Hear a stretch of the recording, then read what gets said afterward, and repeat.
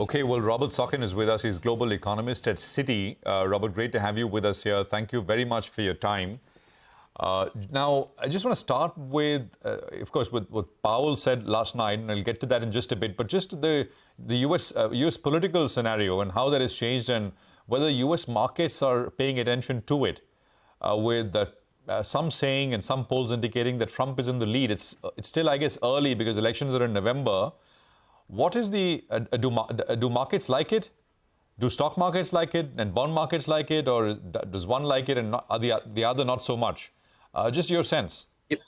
Yeah, great set of questions. And, we've seen a lot of developments in the political cycle here in the U.S. with the unfortunate events over the weekend, and then with former President Trump picking his vice president pick today in J.D. Vance. And you've seen markets baking in a higher probability of a Trump victory in November. And where you've seen that reflected is you've seen things like the dollar moving up, rates. You've seen a response in rates as well. And you've seen a response in higher equities. Now, I will say that, of course, November is a far amount of time away. There are mixed signals throughout the polls. Most polls and most models suggest that Trump is likely to win, although it's still in many national polls and several models of the election say there'll still likely be a very close race. So I think markets are baking in a higher probability of Trump, and that's certainly the way the wind is blowing. But there's a lot of time between now and November, and it's still, by most measures, a fairly close race in the U.S. Okay. Robert, hi, morning. Then let's get to the rate cutting cycle in the United States. What is your current expectation, and how does it compare with what you were earlier anticipating? Yeah, absolutely. And we've seen a lot of very interesting developments on the economic front, where we've had much better inflation data over the last few months. And that has really given the Fed a window into starting to ease policy. Our base case for a while has been that they'll do the first rate cut in September. We felt that they'd have enough progress on inflation to start easing rates then. And I think that's broadly what I would take away from Powell's remarks and where I think the FOMC is at the moment, that they're unlikely at this stage, even with the progress that they've seen, to start cutting rates in July, but they'll use the July meeting as a method to signal that they'll start cutting rates in September. Now, after September, I think becomes the even more interesting question. Our U.S. team is still expecting the U.S. economy to slow down significantly as we go into the rest of this year, and that would lead in their forecast to successive rate cuts at every meeting after the September print. Most people, though, think that they're going to go slower than that. Certainly the data feel, I think, still more like a soft landing than a recession scenario. And in that soft landing scenario, the Fed would probably cut in September, probably cut one more time at the end of the year, and then maybe a few times next year, depending on how fast inflation falls. So I think September seems very likely at this stage, but the path after that will depend on the growth rate of the economy, the health of the labor market, and progress on inflation. So, Robert, just to talk a little bit more, how slow does the U.S. economy grow from here on for Citi to expect successive rate cuts after September?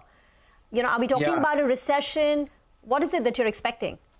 Absolutely. Our U.S. team still has a recession in the second half of the year, and I think that is what it would take for the Fed to move as rapidly as they have in their forecast. Basically, a moderation in growth as we've had so far in the second quarter, that is not going to be enough for the Fed to move that rapidly and start cutting rates at every meeting. What you would really need is a sharp slowdown in the economy, a sharp deterioration in the labor market, so recessionary-like conditions to get that path. As I mentioned, the data are not feeling that way to me, in my view, at the moment. I think it's feeling more like a soft landing still, although recession risk has risen in recent months. And if you are in that soft landing, I think most people would say you would get 2 cuts this year and a few next year. So I think to get to that path, as you mentioned, you would really need a recession for the Fed to start acting aggressively and cutting in every meeting. And if you were to get that recession, it's not impossible the Fed would start cutting at 50 basis points a meeting or something larger. So I think if you get to a recession, all bets are off. But if you don't have that recession, I think you're likely to see a very gradual pace of rate cuts from the Fed. All right. Hi, Robert. Good morning and good to see you. Ben, very quickly, before we let you go, what's the view on the Indian markets? You've been quite bullish. You've been saying that India is going to be well-placed, irrespective of whether we have a coalition government as of now. But at some point of time, valuations will play a bit of a catch-up. It doesn't look like, at least as of now, how you placed on the Indian markets. Yeah, absolutely. And we've talked a lot throughout the last several months about the Indian economy. And I've always highlighted that it has continued to surprise us to the upside. And we've seen that very recently with continued strength in the economy. It was one of the best performers last year. It continues to be one of the best performers this year and still holding in at very high growth rates. And a lot of that risk that people were worried about in terms of economic policy after the recent election doesn't seem to be materializing. That still seems to be a policy mix that will be pro-growth, potentially even more pro-growth than it was prior to the election. And so I think it's a very positive story.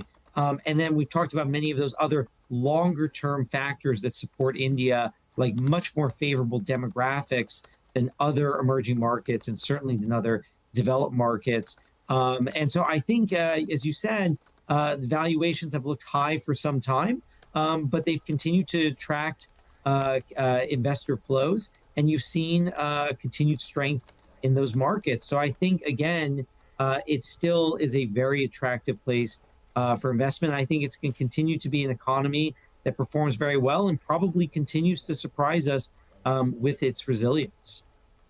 All right, Robert, we'll leave it there. Great conversation as always. Thank you very much for your time. Appreciate it here on CNBC TV 18.